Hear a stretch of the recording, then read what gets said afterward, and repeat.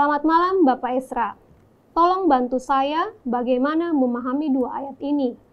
Yang pertama, Matius 24 ayat 36 yang berkata, "Tetapi tentang hari dan saatnya itu tidak seorang pun yang tahu. Malaikat-malaikat di sorga tidak, dan anak pun tidak, hanya Bapa sendiri." Dan yang kedua, Markus 13 ayat 32. "Tetapi tentang hari atau saat itu tidak seorang pun yang tahu. Malaikat-malaikat di sorga tidak, dan anak pun tidak, hanya Bapa saja." Mohon jawabannya Bapak Esra. Nah, memang ayat ini seringkali jadi batu sandungan atau menjadi kendala karena digunakan oleh orang-orang yang tidak percaya ketuhanan Yesus atau kealahan Yesus.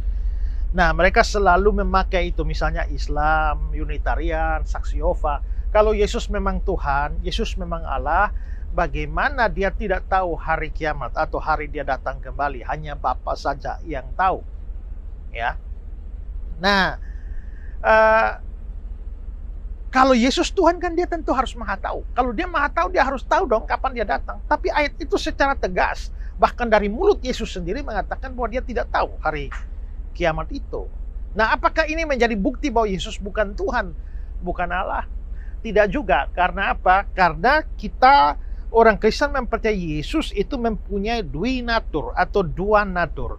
Yesus itu pada dasarnya adalah Allah sendiri.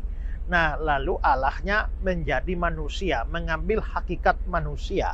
Pada waktu dia mengambil hakikat manusia, dia tidak kehilangan kealahannya. Karena yang namanya Allah ya tidak pernah bisa berhenti jadi Allah. Yang namanya Allah tidak pernah pensiun jadi Allah, tidak pernah stop jadi Allah untuk selama-lamanya, bahkan untuk sesaat saja, tidak bisa.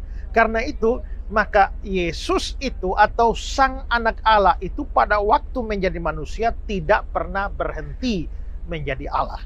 Kalau dia tidak berhenti jadi Allah, lalu sekarang dia mengambil kemanusiaan, hakikat manusia, maka dia menjadi Allah dan manusia. Maka itulah duinatur Kristus.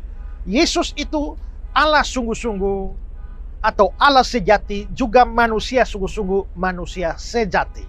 Nah, kalau dia Allah sejati, maka ada kata-katanya, ada sikap-sikapnya, ada perbuatannya, pikirannya yang menunjukkan kealahan. Tapi karena dia juga manusia sejati, maka ada kata-katanya, sifat-sifatnya, perbuatan-perbuatannya, atau apa yang dia alami yang merujuk kepada sifat kemanusiaannya. Nah, dua hal itu harus kita pahami. Kita tidak boleh menggunakan ciri dari satu hakikat itu untuk membantah hakikat yang lain. Misalnya, karena Yesus itu lahir, lalu kita tidak bisa menolak kealahannya. Masa Yesus Allah, Allah kok lahir?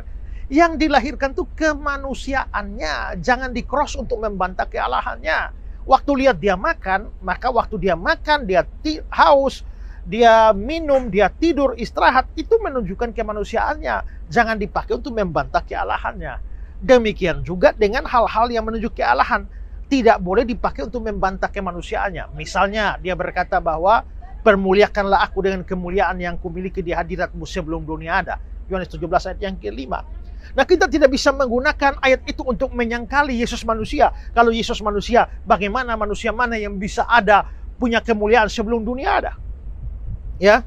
Lalu kita baca Yohanes 8 ayat 58, sebelum Abraham jadi, aku ada. Kita tidak bisa bilang, wah ini Yesus pasti bukan manusia. Karena kalau memang manusia, bagaimana dia sudah ada sebelum Abraham ada? Nah, maka hal-hal yang menunjukkan kealahan hanya untuk membuktikan dia Allah. Hal-hal yang sifat-sifat manusia hanya membuktikan bahwa dia manusia. Jangan di-cross. Nah, karena Yesus itu Allah dan manusia, tapi dia satu pribadi. Karena satu pribadi, maka satu kesadaran. Maka kadang-kadang dia berbicara seperti Allah, kadang-kadang dia berbicara seperti manusia. Kadang sifat-sifat kealahannya itu menonjol. Kadang-kadang sifat kemanusiaan itu menonjol. Kita tidak punya rumus apa, kapan kealahannya nongol, kapan kemanusiaannya nongol. Tidak ada rumus untuk itu. Nah, maka sebagai Allah dia maha tahu. Tapi sebagai manusia dia tidak maha tahu. Nah, maka kita dengan secara sederhana bisa memahami ayat-ayat yang saudara tanya, bahwa pada waktu dia mengatakan bahwa dia tidak tahu hari kiamat, yaitu dia bicara dalam kapasitas sebagai manusia yang memang kemanusiaannya tidak maha tahu.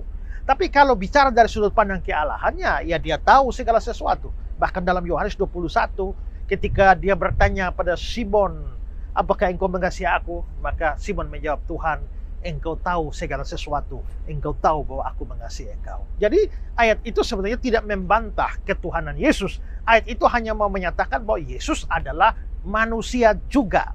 Tidak mengatakan bahwa dia bukan Tuhan atau dia bukan Allah.